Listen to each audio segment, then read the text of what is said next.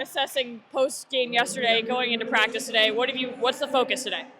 Well, first of all, the way that our guys work yesterday, the passion they had in the game, the urgency, uh, we create I think it's a season high in terms of scoring chance and the season low in terms of scoring chance against. We need to be rational. We want to win. Tough one to swallow yesterday after the game. Everybody's tough night, tough to sleep. But when you put everything in perspective and rational, okay, there's stuff we can be better. There's nerve will get into us in the third period. But having that said, if you watch the game, it's not like we stopped playing in the third, or it's not like we had breakdowns right and left. They had, like I said, they had a minimum of scoring chance. They had 3 scoring chances in the third. They score on 2 of them, and now we're in the same kind of a narrative. But it's not a lack of care. It's not a lack of effort. It's not a lack of passion. It's not a lack of structure. We need to control our nerve. And we had a good discussion this morning. And John Madden, who played in the 3 Stanley Cup, he won 3 Stanley Cup, and he was saying, whatever how many years you play, when the game is on the line, you're nervous. That you're human. So it's not for us to not be nervous. It's to be in control. And we talked this morning in a constructive way and on situation and what exactly we mean by those situation and how it translate either with certain decisions with the puck or certain decision without the puck, because nerve as well put you on your heels a little bit instead to apply pressure, sometimes to be a little bit too conservative and trying to defend too much. And that happened way less in the last 2 games, but it did happen.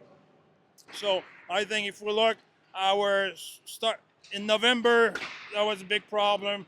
We improved. Start of the January, we had a few situations where we made some mistake when we had the lead or in the third period, and we addressed it. In the last 2 games, we don't feel it's not the same, but still there's a level of nerve and pressure which we need to be more comfortable with being uncomfortable. So we addressed that.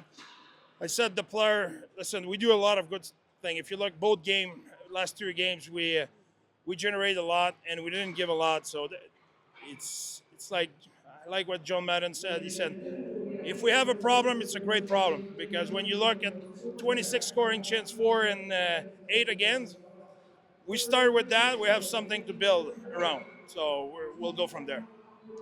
What does your pregame routine look like, or your preparation for a game? It started the day before. It would start today. Example, this afternoon I will study St. Louis. I will review our last game against St. Louis. I will look their last game, and I will look all the numbers raw.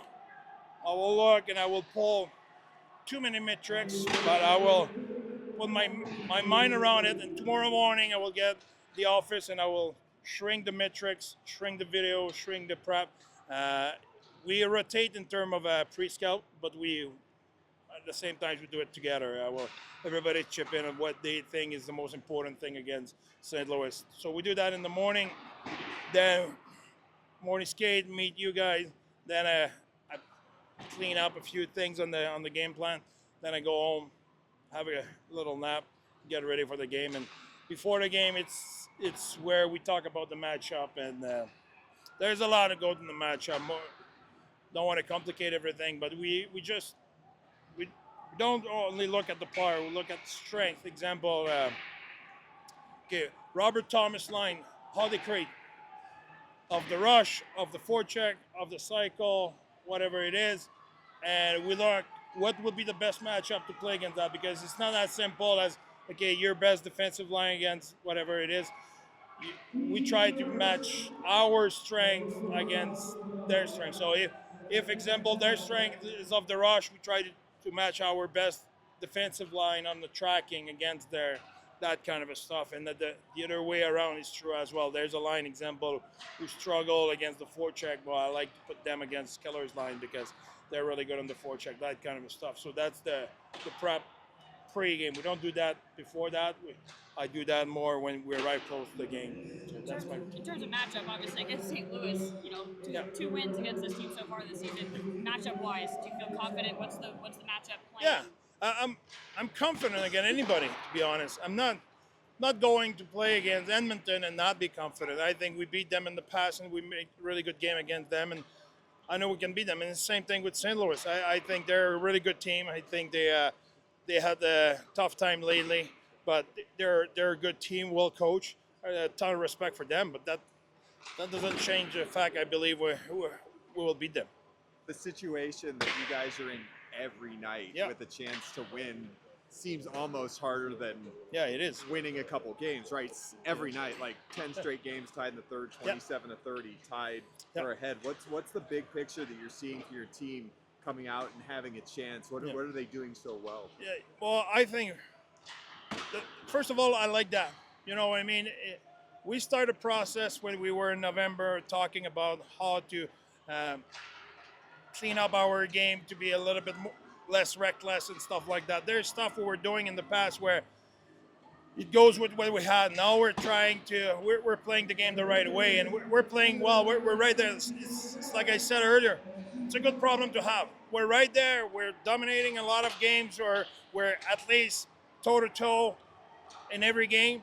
Now we need to find a way to cross the finish line. We're almost there, but we need to keep going, keep getting better, which we do. And now at some point we'll cross that finish line. We're right there, but we're in the thick of it, and we have to keep going and keep grinding and just make the next step. The end game of it, the last two nights, have you felt specifically that game's tied, but the attack from your end is there on the counter to go win the game? We had the double of scoring chance in Pittsburgh, and yesterday same thing. They had 3, we had 6. So logically, just by numbers, if you do the numbers, we should have won the third period. We didn't. Okay. It's tough to live with. It's like you said, 10 games where you're in it in the third period. So there's nerve, there's pressure, there's frustration. That's all. That is good. You want to build a championship program. You think you won't go through that. You will go from being not a playoff team to being a team who lead by 2 in the third. No, that's not the way to happen. And even when you have a championship team, look, Florida, all their games are tight. They just have the ability to play in those tight games and to be composed and to live with the pressure of the moment. So that is where we're heading.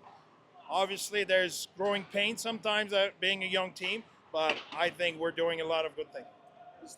André, is part of that nervousness from a player's point of view sometimes just not overthinking the game, just go out and play? Yeah, it's true, but they're human. It's like, Matt, when you had your interview to have the job here, you were not nervous, right? No, You just went and you were yourself and no problems. Another day at the office, that's how you did it? Yeah, that's all. Okay, good. So you will talk to our team, you will tell them how you did it. You know what I mean? This is just the way it is. There's pressure in the moment and there's nerve. And you did good. You controlled your nerve and you got the job.